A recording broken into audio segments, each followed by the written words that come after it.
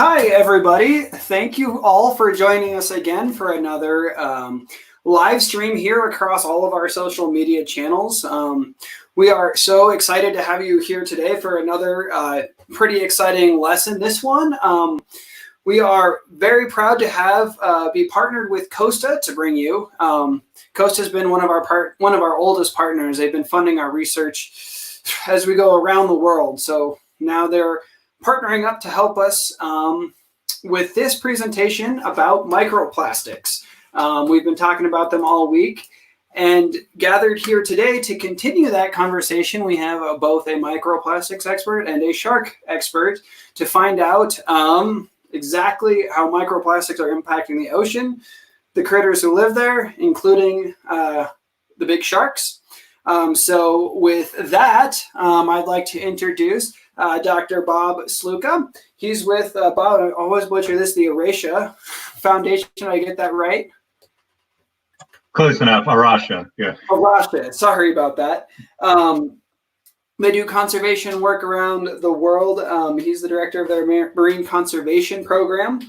And one of their big focuses is microplastics. So, Bob, thank you very much for joining us. We also have Lisa Hoops. She was our chief scientist on our last Nova Scotia expedition. She's been on how many expeditions now, Lisa? Oh, I think I'm on up to 11. Quite a few since, I don't know, quite a while. I see her on the ship quite a bit. And her primary focus has to do with shark nutrition, sort of what they're eating. And so we'll learn how all of that comes together with regards to microplastic. So both of you, thank you very much for being here. So with that, Bob, I think I will turn it over to you to get things kicked off and just start learning about what exactly microplastics are. Oh, one quick thing, everybody. Please feel free to leave questions in the comment section wherever you're watching it. I will be monitoring those. The more on topic your question is, the better chance it has of getting answered. If it's something that's super relevant, I'll jump in and interrupt whoever's presenting. Otherwise, I'll try to save the questions to the end, but just know the more on topic the question is, the better chance it has of getting answered. So please, please, please use that comment section if you have questions. So sorry, Bob, go ahead. No worries. Thanks, John. Well, I just want to first say thank you to OSearch for asking me to participate. Big fan of a Catherine the Shark t-shirt, and so I'm really honored to be here. And want to just share a little bit about what we've been learning about plastic pollution in the ocean, particularly microplastics.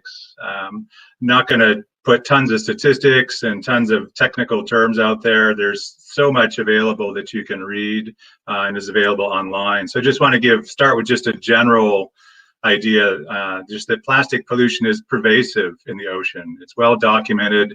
It was developed in the 1950s, and its use has expanded so much that some people have thought that we now will make a new geological age called the Plasticine. People will be able to tell in the geology when this age started based on the plastic in the rocks. So, but as one paper put it, plastic is not plastic is not plastic. There's several basic chemical formulations of plastic, some of which are relatively well known, like polyvinyl chloride or polystyrene. You think about those peanuts that you get sometimes in packaging or foam coolers. But to each of these starting points, a whole array of chemicals is added to change the properties, the colors, and uses, such that there are thousands of types of plastic in global circulation. So when we're talking about microplastics and plastic, and we'll use that term generally, but it's a whole group of chemicals and types of plastic that each take a different kind of solution to solve. Now, we know that plastic is found in every marine habitat that we've looked, from the ocean surface to the deep ocean trenches. To date, more than 900 marine animals have been recorded as encountering plastics, often by ingestion or entanglement in the ocean. Obvious detrimental effects on wildlife are seen, for example, in seabirds from oceanic islands, or juvenile turtles that wash up, for example, in Florida here, dead with their stomachs full of plastic. And there are indications that plastics absorb and give off chemicals that could be detrimental to both humans and animals in particularly. Next slide, please. So these microplastics are really larger pieces that are broken down from larger pieces. So there's what are called secondary microplastics. So like in the case of this photo here, you've got a plastic bottle that through sunlight and through bouncing around the ocean, maybe when it gets washed up on a beach, then it's going to get broken down into smaller pieces. And so usually by definition, microplastics are any pieces of plastic that are less than 5 millimeters in size. So this is about the size of a lentil or a small bead. And when it's broken down from a bigger piece, it's called a secondary microplastic. There are things called primary microplastics, which are made that size. So for example, microbeads in some of the cosmetics, or hopefully what used to be in your toothpaste. They started substituting plastic for natural materials without telling us, but a lot of places now that's banned in terms of scrubbing.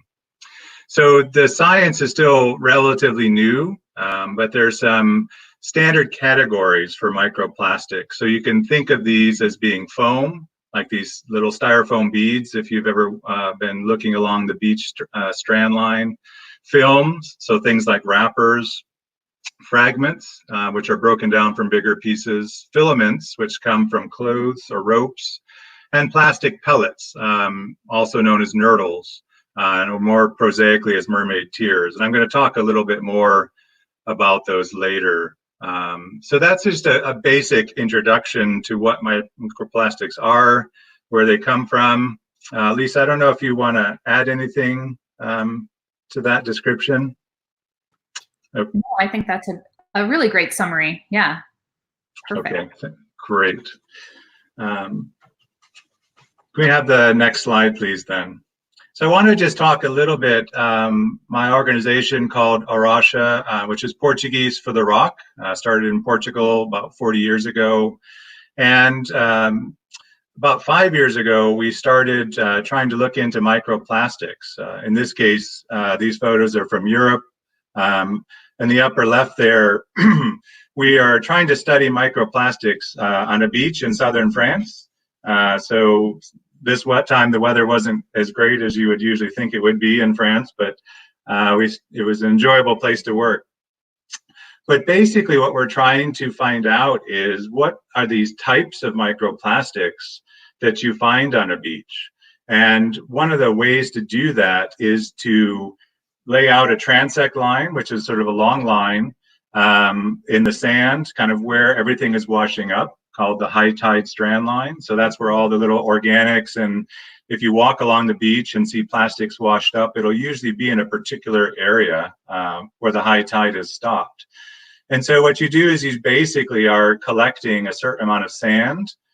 So in our case, it was 50 centimeter by 50 centimeter by 5 centimeter deep quadrats.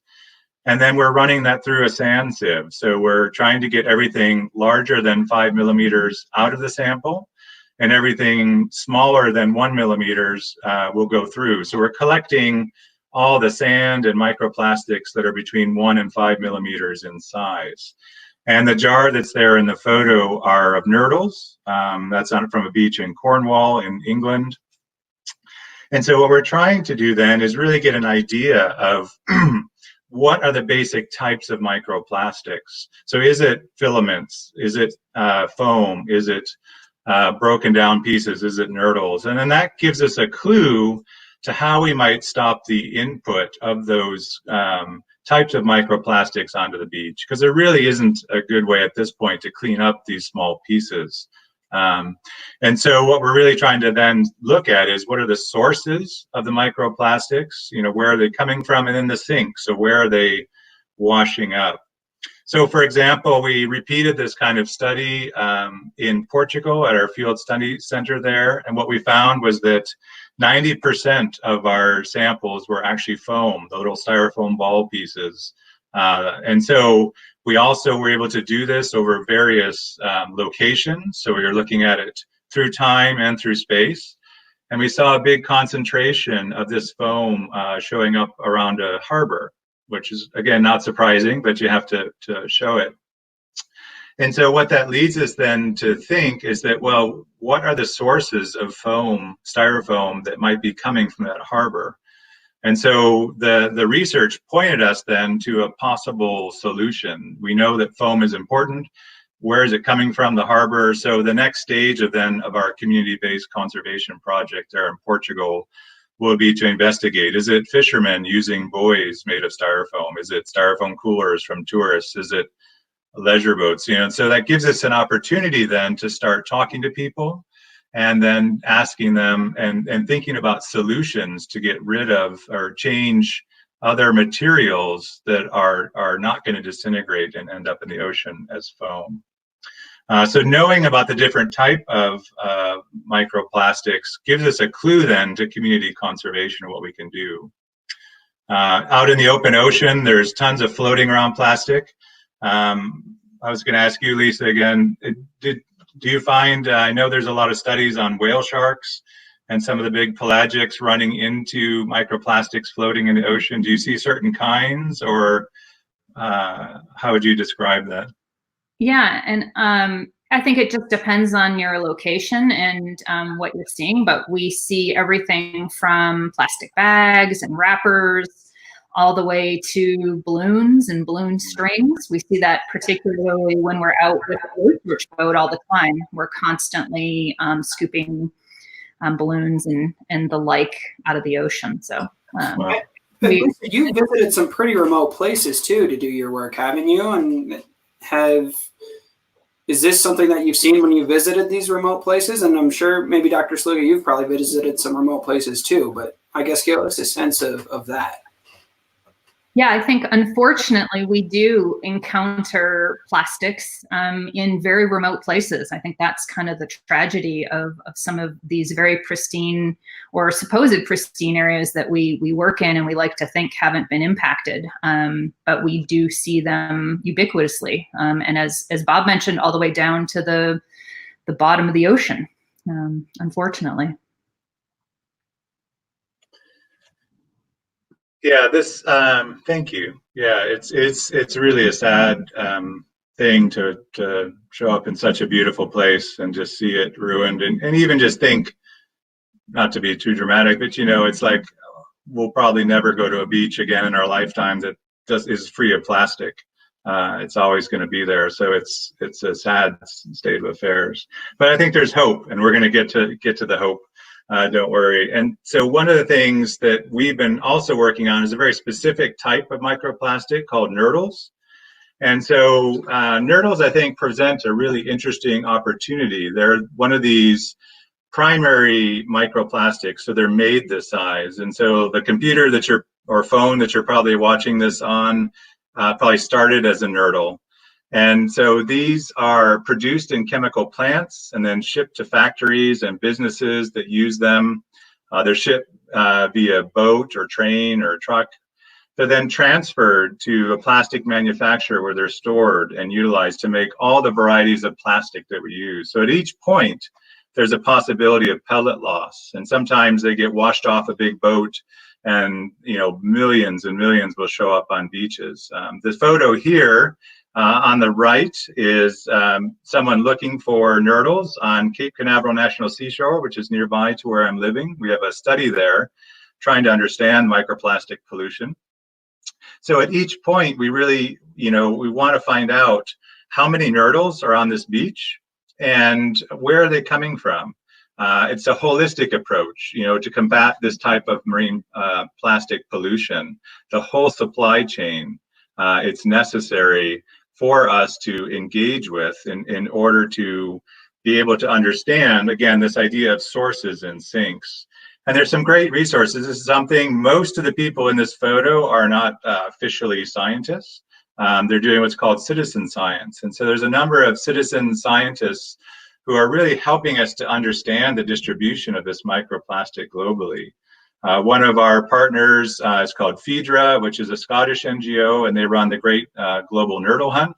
So I would encourage you to go to their site. There's a map of Nurdle distribution globally, and we and you could contribute to that once you're able to get out into a beach in these times. And also there's for the southeast of the U.S. there's another NGO called Nurdle Patrol that's doing some of this citizen science work. And our own website, I'll talk about in a moment, has some resources as well that can help you. But Nurdles are a great educational tool to look for, because looking at for a very specific type of microplastic on this beach, it's a bit like a scavenger hunt. And we've been amazed that in the middle of all of this, people are seeing all the other stuff. And so it's a great sensitization tool for people to collect important scientific data that we can use to be able to understand where Nurdles are showing up on beaches and how many. But then also it helps people to see, wow, I didn't really notice that this was there before. Our next slide, please. So again, this is our crew in Kenya, some of our team, plus a local elementary or primary school, it's called in that area. And so the 60 young children were able to participate in the Great Global Nurdle Hunt this month ago, or 2 months ago. And it's a great way for them to get to understand about microplastics. And also, again, the data gets uploaded and is used by scientists to understand these things. So this is one of the areas that I think is really valuable in terms of microplastic pollution that you can get involved with and actually do. And one of the other things that we're trying to do as a faith-based organization is particularly get groups like churches involved. We've had several churches here in the Florida area get involved in a way that they've never really thought about before, and why this is an important thing for them to do. So Lisa, have you ever come across Nurdles or? Yeah, we see them on the beach, unfortunately, in a lot of the locations we end up in, and quite deep. That's the surprising thing. They're not just sitting on the surface. You can dig fairly deep into the sand, and they're pretty ubiquitous at this point in certain locations. It's, yeah, I think most people think this stuff is just sitting on the surface, but it really has permeated in a lot of our beach locales.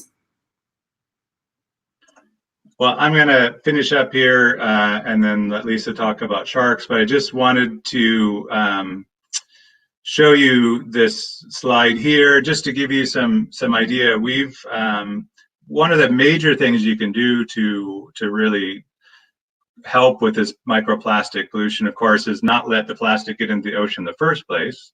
But once it does, when it's washed up on the beach as bigger pieces, if that isn't cleaned up, it'll get broken down into microplastics. And then it really is very, very difficult, if not impossible, to get it out of there. So beach cleans really are important. The International Coastal Cleanup, which probably a lot of you have taken part in. Last year we had 13 country programs participate. And we've also, you can see on the right, the Alvor Estuary in Portugal is, our organization has helped to volunteer with the local government to keep this beach clean. So I'd encourage you, rivers, lakes, they all end up in the sea. So those litter cleanups are really important. And we have developed a toolbox that can help people to start a microplastics project. So on our website, for if you Google Asha microplastics toolbox, this is an example of our microplastics photo guide to try to help you. There's a lot of tools there, and we're in the process of updating it. The next IUCN World Conservation Congress is in January, and so we have a presentation there on our toolbox that we're updating for.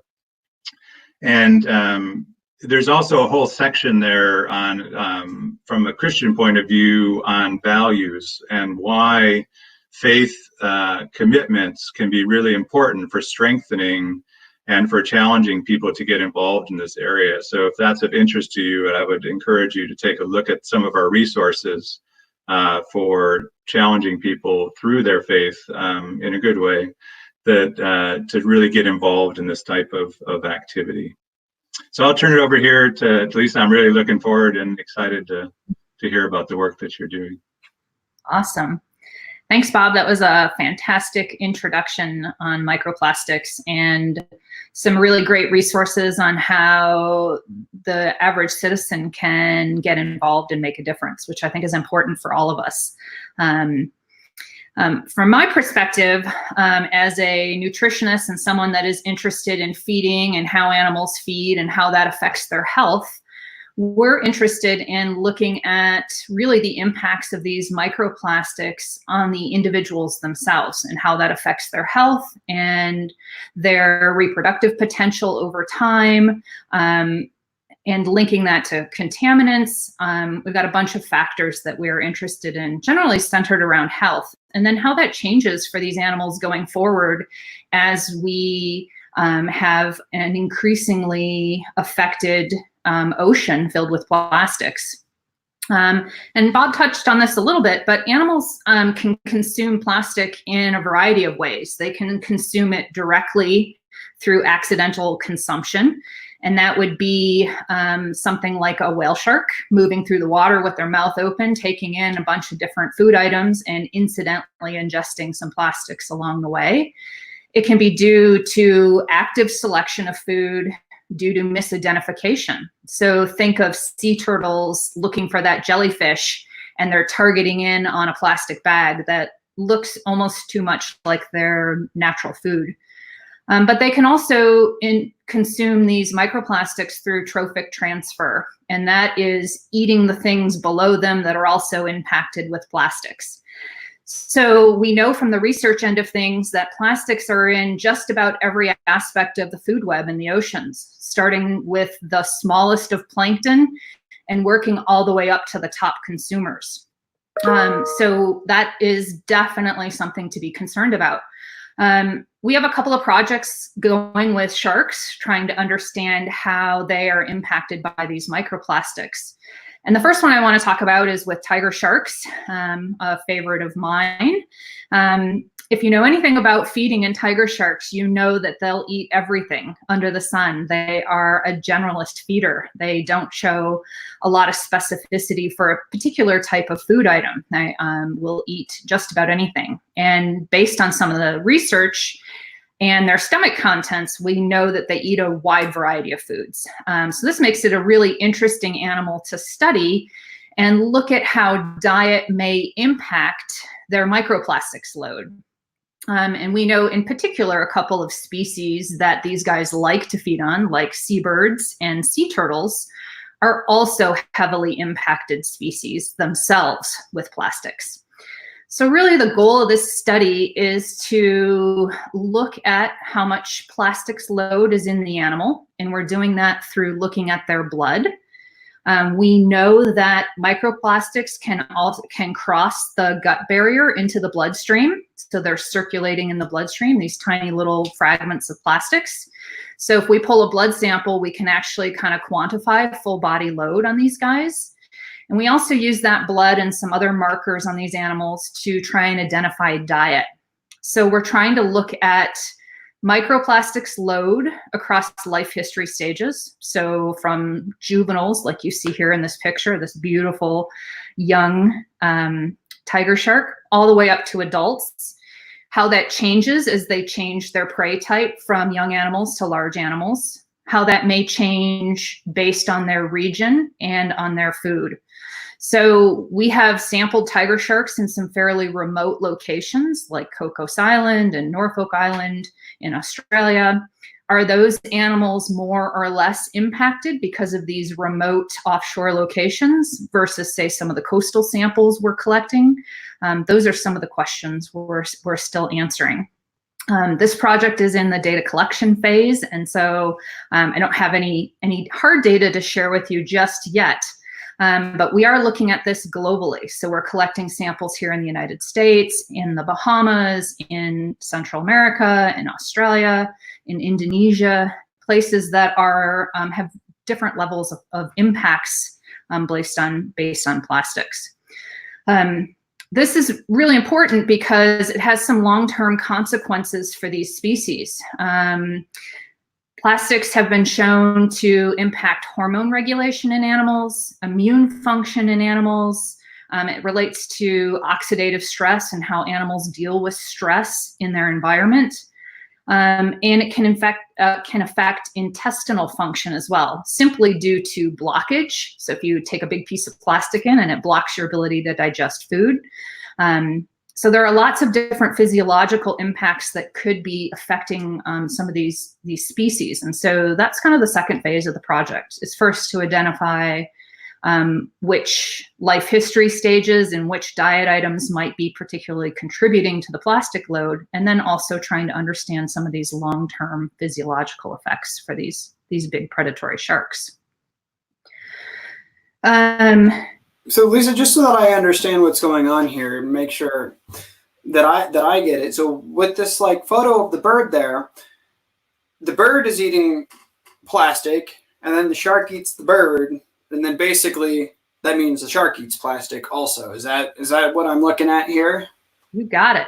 Yep, that's exactly what's happening. That's what we call trophic transfer, right? And it not only happens with plastics, it happens with contaminants as well. So things at the bottom of the food web are consuming or interacting with plastics, and then something's eating them, and it takes those plastics into its tissues, and up the food web it goes.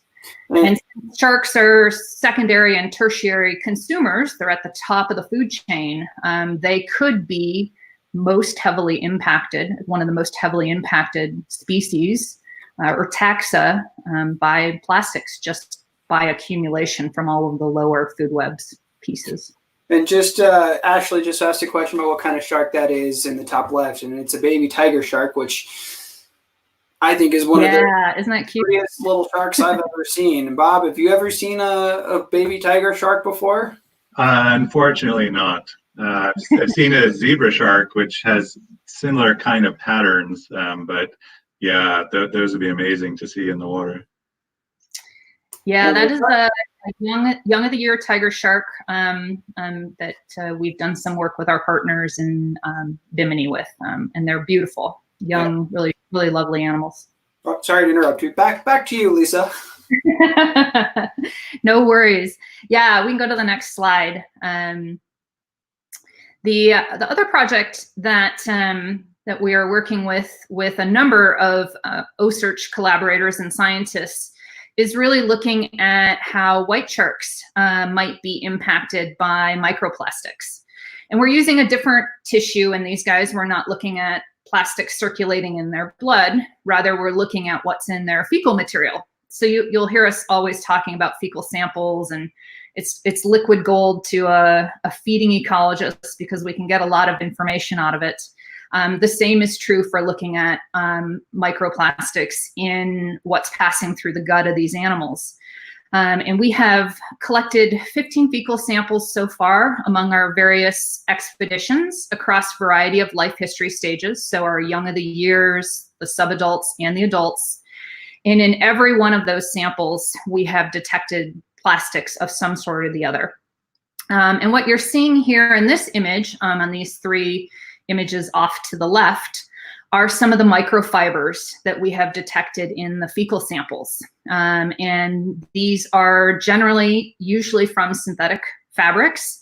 They go into the rivers and into our oceans from our washing machines, from washing fabrics, and from rope and other stray fishing gear that may be floating around in the ocean. And that's how they get into the system. And they're really kind of an emerging area of looking at microplastics and what that may mean to these animals and to their health. So I think it's quite telling that we have found microfibers in every one of our fecal samples, from the animals we've caught in Florida all the way up to the animals that we've caught in Nova Scotia, so all up the Atlantic seaboard.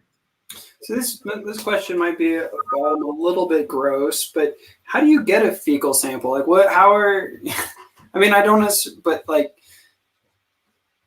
how do you get a fecal sample? What's, you know what I mean? The standard line would be very carefully. No, we use a catheter attached to a syringe, so we can actually insert that up the cloaca and right into the spiral colon, which is like the latter half of their intestine, and we can actually pull a fecal sample quite easily that way. I mean, this is all stuff that you do on the lift, correct? Is it something you can do boat side, or is it pretty much just something that you need the lift for? Yeah, the lift makes that much easier to do because the shark's not wiggling around and it's laying nice and still. But it can be done boat side, just as you're kind of bobbing up and down with the boat and the animal's wiggling a little bit. So much easier to do on the lift, that's for sure. So that's why we've had such great success getting them from the white sharks that we've handled with OSearch.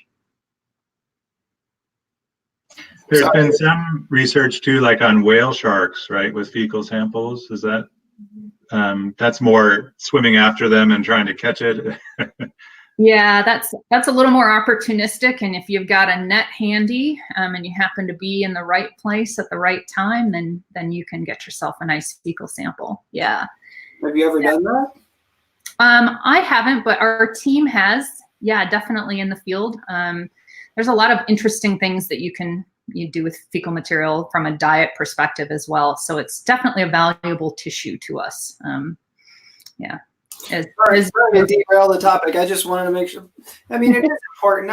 I guess I only brought it up because it is important because, like Lisa mentioned, you can do it both sides, but it might actually be a little bit more stressful for the animal than because you have it lashed aside. And so it's just kind of one of those things that I wanted to mention that the platform just is an incredibly unique way that allows us to get these samples that are just very hard to get anywhere else. I know we see the fibers here, but Lisa, we've also seen fur in the fecal samples. We've also been able to do other really cool samples on the lift too, like take ultrasounds of sharks. And so, sorry to derail it, but it's just I think it's an interesting topic what you're able to do on the lift. So sorry. Yeah, I think it's a really interesting point that a lot of plastics work has to sometimes wait until the animal washes up dead, and then you can see what's in the stomach. But we are moving to some other very interesting and more non-invasive techniques that you can actually get this information from a living animal, right? Through a blood sample and a fecal sample. That's really advantageous because then we can get a much more broader scope of the problem within the species that we're looking at. So that's the value of some of these other techniques. Yeah, exciting. And it's really cool because like you can study species that are endangered without having to do it destructively. So it's really, really valuable tool. Yeah, it's very exciting stuff. Yeah. Yes. Never thought anyone would get so excited about poop, but scientists, it's a very valuable resource for us on the animals if we can get it. Yeah.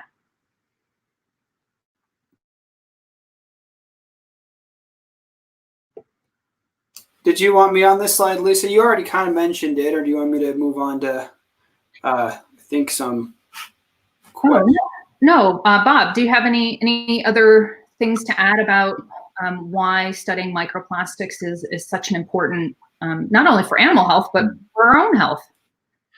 Yeah, I mean, you highlighted so well just the impact on species all up and down the food chain. I think too, we know when we go to a beach and it's full of plastic, it's just not as pleasant experience. There's a lot of research about the value of the ocean on mental health. And while I don't know of any studies that suggest plastic pollution, how that really impacts that mental health value of the ocean, I got to imagine that it does. And eventually if someone studies it, we'll find that. So I think too, the issue to me of microplastics highlights a lot of issues, especially sort of in this time of the virus that we're thinking about and what perhaps society might look like in the future. It really highlights that, we didn't know in the past that this was going to be a problem. Someone in the comments was talking, there's a big debate, is plastic all bad? Well, it's in a way, it's neither good or bad. It does some really good things. It reduces weight of cars, which reduces carbon emissions. When we use single-use plastic and throw it on a beach and it gets into microplastics, we do a bad thing. And so I think we do really have to have a discussion about our values. We know now from the science that the way we're currently utilizing plastic is impacting our ocean from top to bottom. It's impacting likely our own health, though the smoking gun hasn't been found yet. And so I think it's a really particularly moral and ethical question. And so within each tradition of thinking about these issues, we do have to really, it causes us to do some soul searching. And I think that's that reflection we should really think about. Is this the kind of world that we want to live in? And what part am I playing? I know I just went shopping this morning, and I confess, I had a trolley that was probably a lot less plastic than other people around me, but it's very, very hard to live, at least in America, without utilizing some plastic. And so I'm contributing to the problem, and I'm trying very hard to think about it from my own belief system about, and really challenge myself to go that extra step. So I think microplastics and getting involved in the Nurdle hunts or volunteering on some of this research is a way to help us to take stock and reflect and ask some of those big, important questions. Lisa, I've got a question that Bob made me think of it with these microplastics in regard to our own health. And we talked about how one thing eats something, and then, or something eats the plastic, and then a shark eats that thing. Is it possible that humans are possibly consuming plastic in the food that they eat from the ocean? Is there any evidence of that? Yeah, we are. We are eating the same types of fish that these top predators eat in the ocean and rely upon. So yes, we are eating the same species of fish that are impacted by plastics. There have been studies in humans looking at their fecal material as well, where we are shedding plastics in our fecal material. So yes, we are consuming it, and it is in our system. What we don't have a great handle on, and I think this is where the focus of a lot of research is going to be shifting toward, is what does that mean for us long term? What are the health impacts of that? We do know that microplastics act as a magnet for contaminants, so they kind of stick to some of the plastics, and that could be a potential health risk, not only for us, but for the animals consuming a lot of plastic in the oceans. We do know that they can, in other models, like so rats, they've been tested in rats and mice and things like that, impact their immune system. It can impact their ability to deal with stress, some hormone regulation, but we really don't have a good bead on what the long-term impacts are for our own health, but also for some of the species that we're talking about here. So lots more work to do. So I think as we kind of run up against time here, I've asked enough questions selfishly because I'm, I guess, a little interested by the topic. So I apologize, but I do want to get to just a couple of quick viewer comments here. And I think, Lisa, this one's probably going to be best answered for you, but as I cover up your face, is there any speculation on the amount of microplastics in like wide-ranging or species with long migratory paths as opposed to ones that stay, more in one spot? Is there any speculation there, or is it just too soon to tell? Yeah, I mean, that's a great question, but I think it depends upon what species we're talking about and what their migration routes are, right? So if they're migrating through areas where they are heavily impacted by plastics, then yes, they probably are exposed to those at a greater rate than something that might be sedentary and in a very remote location. That's part of what we're trying to answer with this tiger shark project. We're collecting samples globally, both coastally and offshore, and in different age and size ranges of animals to see if we can kind of get at some of this question and answer it. But we just don't know right now. Yeah. Good question, though. Stay tuned. Sorry. There's a lot of questions here, and I'll just make this one really quick. Yeah, as I had you again, but there have been a lot of questions similar to this, and maybe you guys aren't necessarily experts in this, but I'm curious about your thoughts. us as individuals can do what we can to make sure that we recycle plastic, but what responsibility do other organizations, governments, companies potentially have? And like I said, you may not be experts necessarily in this, but I'm curious to get your thoughts on it at least. Bob, do you want to? Yeah, I'll maybe chime in here. I mean, I think it is both a top-down and bottom-up approach. We need a systematic change in the way we think about things. You know, companies have I think spent a lot of money lobbying to make recycling our problem, not their problem. So we really need to rethink that. You know, that whole issue.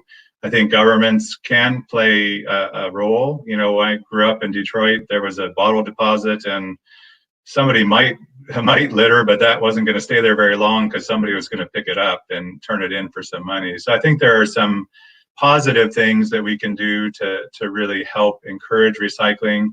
You know, we learned that actually we were shipping most of our recycling off to Asia. You know, we blame Asia for a lot of the plastic in the ocean, but a lot of it was our plastic that we had shipped there. So it's a systemic problem, and recycling is a part of the solution, but it is not the solution. At every stage, from production to use, and this whole idea of a circular rather than a linear economy is really important. That we know we don't have to live in such a wasteful way, and in fact, I think it really does hurt our own health physically and mentally. And so this is a chance to reset, to do some reflection, but it's going to take, it's not just on the consumer, though that's certainly part of the issue. It's a whole system-wide approach that we need. Lisa, so as we run out of time, I think we might make this one of the last couple of questions, but you said something that I didn't actually know with regards to plastic being able to go from the gut, even potentially into the bloodstream, which leads to this question from Donald. So you say you're actually, and maybe this isn't a direct answer, but you say literally the plastic is going from the gut into the bloodstream, and you're able to see plastic in the bloodstream. Did I understand that correctly, or am I missing something? Nope, you're correct. The plastic can actually, at a very small size, and maybe we would call that more of a nanoplastic at that point instead of a microplastic. So very small fragments can actually cross the gut barrier into the bloodstream and be circulating in the blood. And so that is what we are working on when we pull a blood sample from these sharks. So we will digest off the blood and the protein in that blood, and hopefully be left behind with some mass of plastics that we can quantify, that we can look at the polymer type and try and understand what types of plastics we're talking about. So I'm looking at Donald's question here. I don't have an answer. What type of values are we seeing in the blood samples yet? This is a relatively new technique that we're developing with our research partners at the University of Toronto. So as a non-invasive measure of looking at hopefully total body load of micro or nanoplastics in these guys. So stay tuned for some of that data as we get going. But yes, you can even see there's been studies looking at muscle tissue. So plastics have embedded themselves into the muscle tissue of various species. And that's likely how we're consuming it if we're eating fish, right? We don't eat the guts. We're not eating the blood of the fish. We eat the fillets or the muscle tissue, and that plastic has embedded in the muscle as well. Excellent. Well, thank you both very much for being here. And also a huge thank you again to Costa for helping us put together, continuing their long partnership. The OSearch collection from Costa, their purchases from there, part of the proceeds go towards helping us fund our work so that we can help try and get samples for Lisa when we're out in the field and whatnot. So I wanted to say thank you to Costa again. I want to say thank you to everybody who joined. We've been having a lot of fun doing these, and it's because of everybody who joins and is part of these live events. So from everybody here at OSearch. Thank you very much for being a part of them. Lisa, Bob, any last words before we sign off? Thanks everyone for tuning in, and hopefully this gives you a bit of food for thought on plastics and how you use plastics and what their fate is. And we'll keep talking about solutions, hopefully. Yeah, I'd echo that. Just keep up the hope, keep working to care for our oceans, and we'll get there. Yeah. Cool. Thanks, everybody. We do have one more live STEM class, virtual STEM class tomorrow for grades 7 through 12. Yeah, look on our social media for signups to that. And then we will wrap up our Microplastics week. So with that, Bob, Lisa, thank you both very much, and we will sign off. Cheers. Cheers.